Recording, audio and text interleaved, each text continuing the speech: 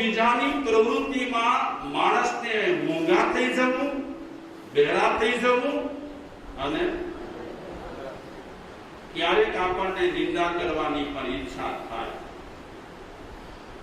આમ તો કબીરજી કહે છે નિંદા ખરાબ છે, પણ એક કામ કરજો, નિંદકને તમે બાજુમાં ઝૂંપડી બાંધીને રહેવા દેજો અને રોજ મીઠાઈ ખવડાવજો. એને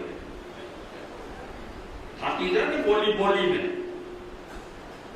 કયું બોલી બોલીને, બીજા વિશે ઘસાતું બોલી બોલીને થાકી જાય તો એને સોન પાપડી ખવડાવજો, એને કાજુ કતરી ખવડાવજો, રસગુલ્લાને આપજો અને એને કહેજો કે જ્યારે તને જે ખાવાનું ગમે એ આપીશ, ભરપેટ તને આપીશ, તું બાજુમાં રહેજે.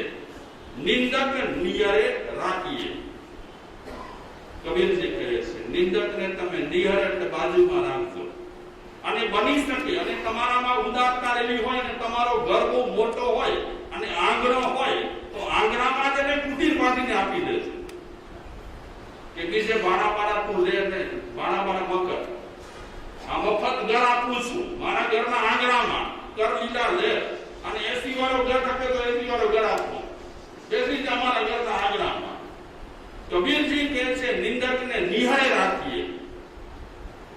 નિંદકને નજીક જરૂર રખાય પણ આપણને નિંદા કરાય. નિંદકને શા માટે બાજુમાં રાખવાનું?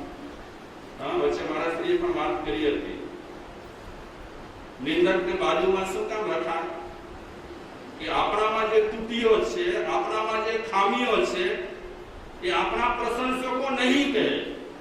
આપણા પ્રશંસકો તો આપણા વિશે બહુ સારું સારું બોલશે, પણ નિંદક જો આપણા બાજુમાં હશે અને રોજ આપણે ગુલાબજામુન અને રસગુલ્લા ખવડાવતા હોઈશું તો એ સરસ સરસ વાતો કહેશે.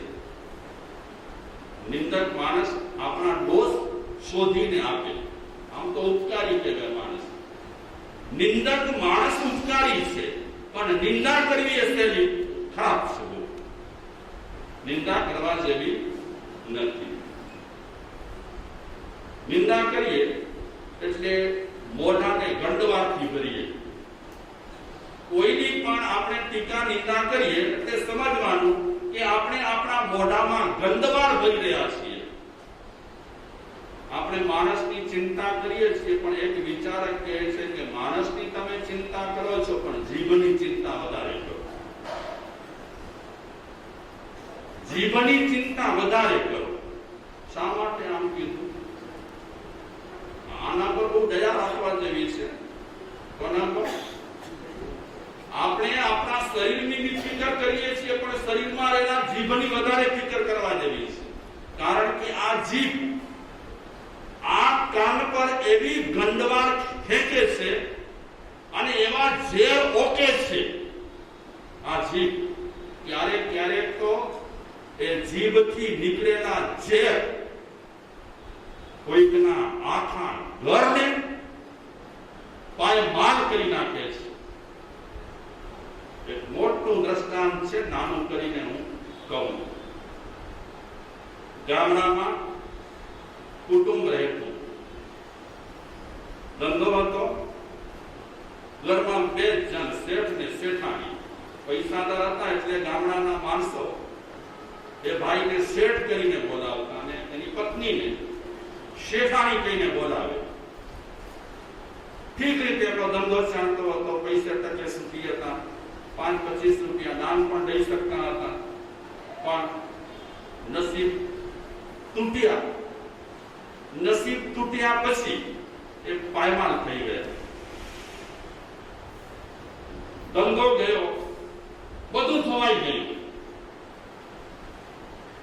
એટલી હદ સુધી એમની પરિસ્થિતિ બગડી કે ખાવા માટે મુશ્કેલી પડવા લાગી. તો એક દિવસે પતિએ પત્નીને કીધું કે ધંધો તો તૂટી ગયો છે અને ખાવાની પણ અત્યારે તકલીફ પડે છે, તો મને એવા વિચાર આવે છે કે મારો જે સસુર પક્ષ છે એટલે કે તારો પિયર, એ પિયર વાળા એકદમ સુખી છે, પૈસાદાર છે, તો આપણે નસીબને અજમાવીએ. પિયરમાં જઈએ તારા પિયરમાં અને એમની પાસેથી થોડા પૈસા લઈએ અને કાંઈક નાનકડું બિઝનેસ ચાલુ કરીએ. તો એની ઘરવાળી ના પાડી ના શકી અને કીધું ભલે. ઘરમાં તો કઈ હતા જ નહીં, આટલાઓ કુસ્તી કરતા હતા. એટલે નીકળ્યા એ ઘરમાંથી. પિયરે જવા માટે જ્યારે રવાના થયા છે, સસુર ઘરે જ્યારે રવાના થયા છે, ત્યારે રસ્તામાં ચાલતા ચાલતા ચાલતા ભાઈને તરસ લાગ્યો. તો પત્નીને કહે છે, મને બહુ તરસ લાગી છે, જંગલ છે, પાણી મળી જાય તો સારું. આજુબાજુ જોયું, કાંઈક નિશાનીઓ મળી. એ નિશાનીઓ પરથી એ ઠેકાણે પહોંચ્યા તો એ કૂવો હતો.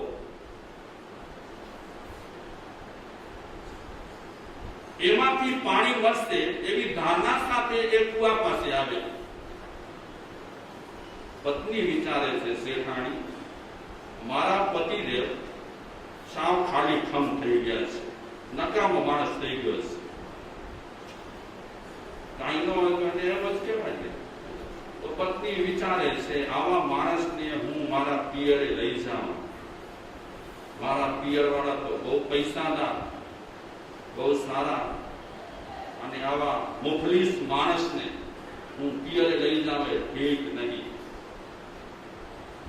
તો પાણી લેવા માટે કંઈક પ્રયાસ કર્યો હશે અને પ્રયાસ કરવામાં એ ભાઈ કંઈક ગમ્યા બમ્યા હશે.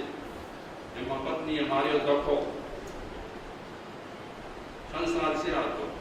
તમે એમ ન માનતા કે પહેલાના જમાનામાં આવું બનતું હતું. પહેલાના જમાનામાં બની ગયું છે, આજના જમાનામાં બની રહ્યું છે.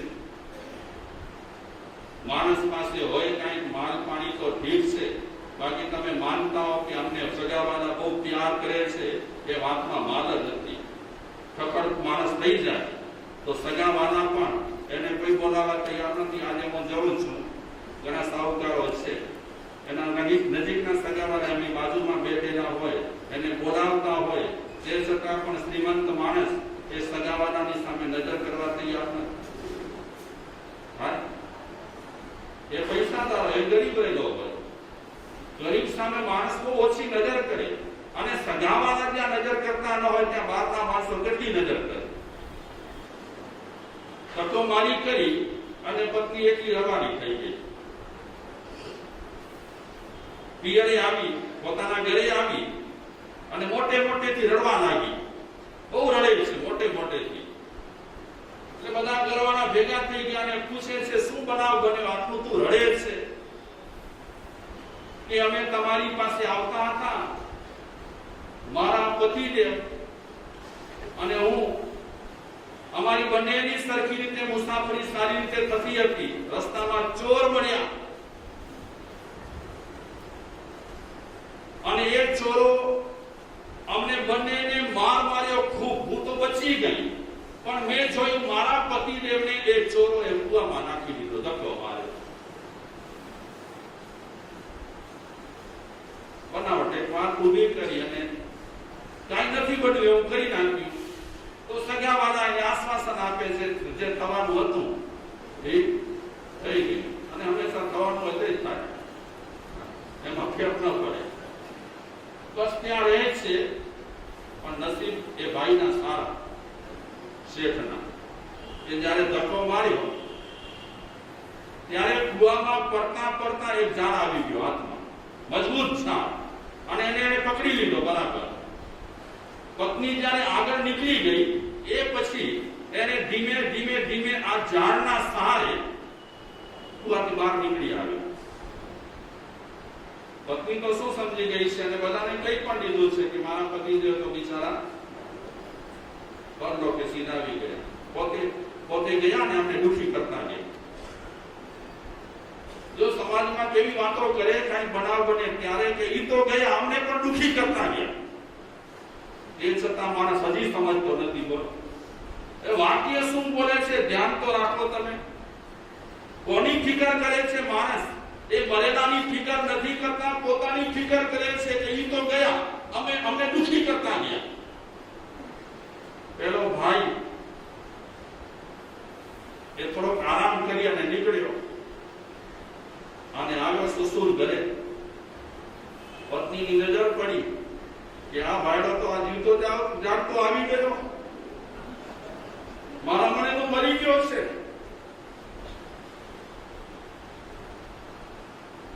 પત્ની થોડી સરભરા કરી અને પતિદેવને કાનમાં કહી દીધું, મેં આવી રીતે કીધું છે, તમે પણ આવી રીતે કહેજો, એટલે આપણી વાતો ક્રોસ ન થાય. હા, તો પેલો ભાઈ આમ સરળ હતો, એને કીધું ભલે. જયારે વાત પરથી વાત નીકળી ત્યારે એને વાત કરી દીધી કે મને ચોરોએ કુવામાં ધક્કો માર્યો, નસીબ મારા સારા, આયુષ્ય મારું બળવાન, આવી રીતે થઈ ગયું. તો એમના સસરા બસરા વગેરે કહે છે, અને આમે પણ જમાઈ તો પ્યારા હોય, પણ સાસુને સાસુજી કહે છે જમાઈને ગભરાવો નહીં, બધું સારું થઈ જશે, તમે બચી ગયા, એ મોટી વાત. એકાંતમાં લઈ જાય છે પત્ની કેટલાક ટાઈમ પછી, અને પતિદેવને કહે છે કે મેં જે કર્યું છે ભૂલે ચૂકે ક્યારે કોઈને કહેતા નહીં, તેરી ચૂક મેરી ચૂક. પતિદેવ બે કાન પકડીને કહે છે કે ક્યારે પણ આ વાત હું કોઈને કહેવાનું નથી. સસરાજીએ મદદ કરી, આર્થિક પૈસા લઈ કરી અને પાછા પોતાના ગામે આવ્યા અને બિઝનેસ ચાલુ કર્યો. નસીબ પાછા ઉગડી ગયા, બિઝનેસ બહુ ચાલ્યો, પૈસાદાર થઈ ગયા, બંગલા બાંધ્યા. સંતાન થાય છે, એ મોટો થયો, જુવાન થયો, અને સંતાનના લગ્ન પણ થઈ ગયા, બહુ વેલ સેટ થઈ ગયા. એક દિવસે પતિદેવ ભોજન કરી રહ્યા હતા, પ્રચલિત ઘટના છે, પણ હું ચાલી ચુગલી તરફ લઈ જઈશ. પતિદેવ ભોજન કરી રહ્યા છે, એ સમય દરમિયાન બારી ખુલ્લી હતી અને બારીમાંથી તડકો આવતો હતો. શિયાળો હોય તો વાંધો નહીં, તડકો સારો. ગરમી, ઉનાળો હતો, તડકો બહુ આવતો હતો. પત્નીની નજર પડી એટલે તરત જ બારી બંધ કરી, પડદો દઈ દીધો.